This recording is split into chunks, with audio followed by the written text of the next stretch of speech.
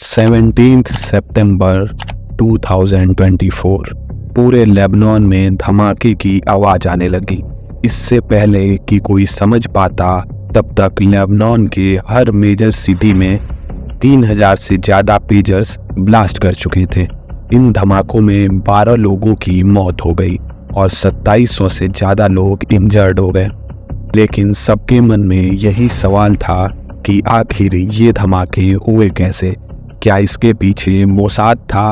और अगर मोसाद था तो उसने इस मिशन को कैसे अंजाम दिया? इन सब सवालों का जवाब जानेंगे आज के इस एपिसोड में। So hello friends, welcome back to another episode of DMS crime. जब भी सीक्रेट एजेंसीज का नाम लिया जाता है तो मोसाद का नाम सबसे ऊपर होता है। इसके पीछे रीज़न है मोसाद के मिशंस। मोसाद ने पास्ट में ऐसे मिशन को अंजाम दिया है जो कंप्लीट होने से पहले तक नामुमकिन लगता था। ये ब्लास्ट भी ऐसे ही मिशन में से एक है। आज से पहले किसी ने सोचा भी नहीं होगा कि ऐसा भी कुछ हो सकता है। यहाँ तक कि हम में से ज़्यादातर लोगों ने तो पेजर को देखा भी नहीं होगा। पेजर एक ऐसी डिवाइस है जिसे 90s के दशक में कम्युनिकेशन के लिए यूज किया जाता था, बट मोबाइल और टेलीफोन के आ जाने से पेजर एकदम गायब हो गया। लेकिन पेजर गायब हो गया है तो हिजबुल्लाह के पास कैसे आ गया? यहीं से शुरू होता है मोसाद का एक ऑपरेशन बीपर। इस ऑपरेशन को कंप्लीट करने के लिए मोसाद ने पूरे 2 साल तक इंतज़ार किया। साल था 2022 का, जब हिजबुल्लाह के सीनियर लीडर्स में ये चर्चा होने लगी कि अगर इजराइल को हराना है तो हमें टेक्नोलॉजी से दूर जाना पड़ेगा, क्योंकि टेक्नोलॉजी में हम इजराइल का मुकाबला नहीं कर पाएंगे।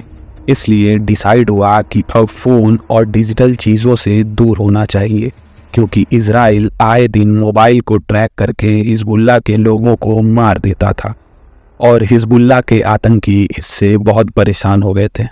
मोसाद ने भी अपने एजेंट्स को हिजबुल्लाह के अंदर प्लांट कर दिया था, जो टाइम टू टाइम इम्पॉर्टेंट खबरों को मोसाद तक पहुंचाते रहते थे। इसी कड़ी में एजेंट्स ने मोसाद को बताया कि हिजबुल्लाह के लीडर्स ये बात करने लगे हैं कि वो किसी भी इलेक्ट्रॉनिक गैजेट्स का या मोबाइल फ़ोन्स का यूज़ करना बंद कर देंगे। अब मोसाद ने सोचा कि अगर ऐसा हो गया तो उन्हें आतंकियों को ट्रैक करने और उनकी बातें पता लगाने में बहुत मुश्किल आने लगेगी। फिर मोसाद ने सोचा कि अगर ये लोग मोबाइल और टेलीफोन्स का यूज़ नहीं करेंगे तो कुछ तो यूज़ करेंगे जिससे ये कम्युनिकेट कर पाए। जिसके बाद मोसाद के माइंड में पेजर का आइडिया आया।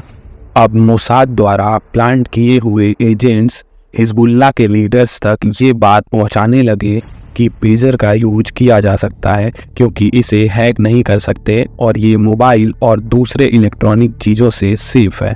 और इसके बाद मोसाद ने 3 सेल कंपनी ओपन की। सेल कंपनी एक तरीके की फेक कंपनी होती है जो दुनिया की नज़रों में एक आम कंपनी जैसी होती है, लेकिन उनका मिशन बाकी कंपनियों से अलग होता है। अब इसके बाद मोसाद सोचने लगती है कि दुनिया में ऐसी कौन सी कंपनी है जो पेजर बनाती है। काफ़ी रिसर्च के बाद उन्हें पता चलता है कि ताइवान की एक कंपनी है जिसका नाम है गोल्ड अपोलो, जो अब भी पेजर बनाती है और इसका सप्लाई करती है। अब मोसाद द्वारा बनाई हुई एक सेल कंपनी जिसका नाम BAC कंसल्टिंग था और उसका हेडक्वार्टर हंगरी के बुदापेस्ट में स्थित था, वो गोल्ड कंपनी को अप्रोच करती है और उन्हें कहती है कि वो भी पेजर का काम करना चाहते हैं और पेजर के अलावा भी कुछ प्रोडक्ट बनाना चाहते हैं। उन्हें उस कंपनी का नाम चाहिए ताकि वो ज़्यादा प्रॉफिट कमा सके। अब गोल्ड अपोलो कंपनी ने सोचा कि बहुत सी ऐसी कंपनियां हैं जो फ्रेंचाइजी सिस्टम पे काम करती हैं और प्रॉफिट कमाती हैं, तो उन्होंने डिसाइड किया कि वो लोग BAC कंसल्टिंग कंपनी से लाइसेंस साइन करेंगे ताकि BAC कंपनी अपने प्रोडक्ट बनाने के बाद गोल्ड अपोलो का लोगो यूज कर सके। इसके बाद BAC कंसल्टिंग कंपनी 2 सालों तक अलग अलग जगह पे इन पेजर्स और बैटरी को सप्लाई करती है और उसका कुछ % गोल्ड कंपनी को भेज देती है।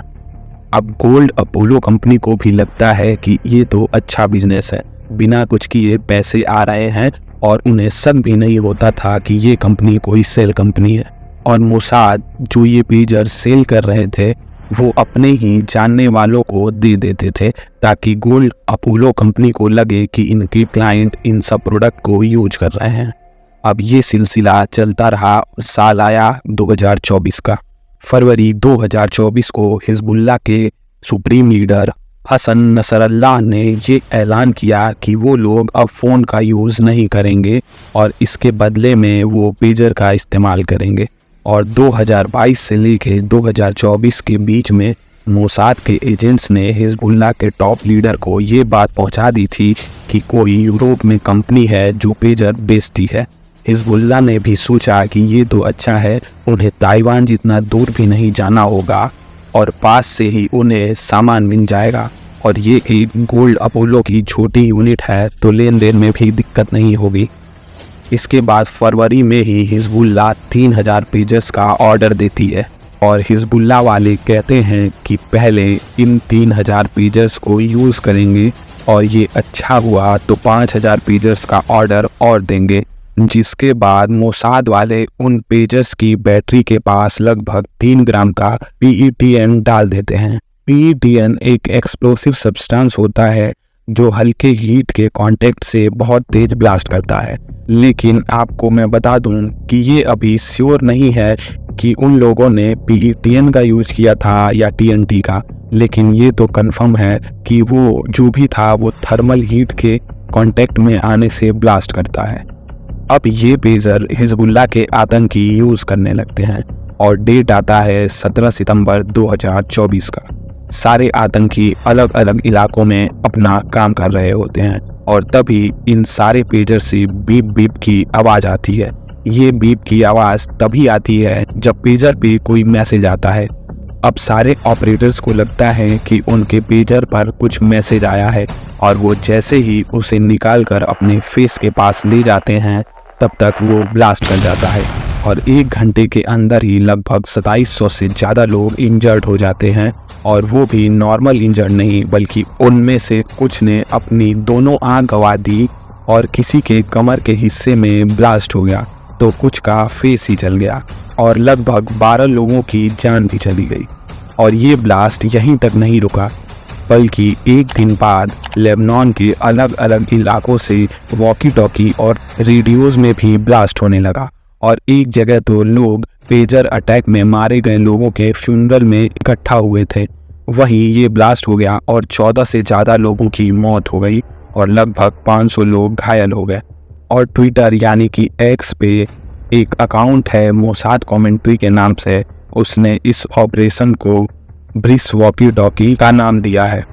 अब आप सोच रहे होंगे कि अगर वो कंपनी पेजर बनाती थी तो वॉकी टॉकी और रेडियोज़ में ब्लास्ट कैसे हो गया। तो मोसाद ने जो 3 सेल कंपनी ओपन की थी उनमें से ही बाकी कंपनियां इन प्रोडक्ट्स को बना के सप्लाई कर रही थीं।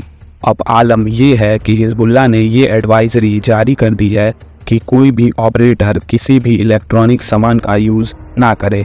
यहाँ तक कि बहुत से लोगों ने तो अपने रिमोट, बैटरी, फ़ोन और भी गैजेट्स को जला दिया है। ये सारी न्यूज़ और बातें अलग अलग मीडिया हाउसेस ने रिपोर्ट की हैं जिनका लिंक आपको डिस्क्रिप्शन में मिल जाएगा। हालांकि इन सारे मिशंस को मोसाद ने कंफर्म नहीं किया है, ये अलग अलग सोर्सों से बताया जा रहा है और मोसाद ने अब तक इस पे कोई कमेंट नहीं किया है। पूरा सच क्या है ये तो समय आने पे ही पता चलेगा। लेकिन ये पूरी कहानी तब सामने आई जब ताइवान बेस्ड कंपनी ने ये बताया कि इन लोगों ने कुछ साल पहले ही BAC कंसल्टिंग कंपनी के साथ लाइसेंस एग्रीमेंट किया था। साथ ही साथ जो BAC कंपनी की वेबसाइट थी वो अब एक्सेस नहीं हो रही है और उस कंपनी की जो CEO हैं उसका नाम क्रिस्टियाना है, वो भी अभी किसी से बात नहीं कर रही हैं। जब ये कहानी सामने आई तो लोगों ने ये बात करना शुरू कर दिया कि ये सेल कंपनी मोसाद द्वारा ही इस्टेब्लिश की गई होगी। तो आपको क्या लगता है कि इसके पीछे मोसाद का ही हाथ है या ये पूरी कहानी न्यूज़ और मीडिया हाउसेस ने अपने मन से बना दी है? कमेंट करके ज़रूर बताइएगा और ऐसे ही और स्टोरीज़ के लिए चैनल को सब्सक्राइब कीजिएगा। तो आज के इस एपिसोड को यहीं समाप्त करते हैं। फिर मिलेंगे एक और नई कहानी के साथ। तब तक के लिए नमस्कार, धन्यवाद।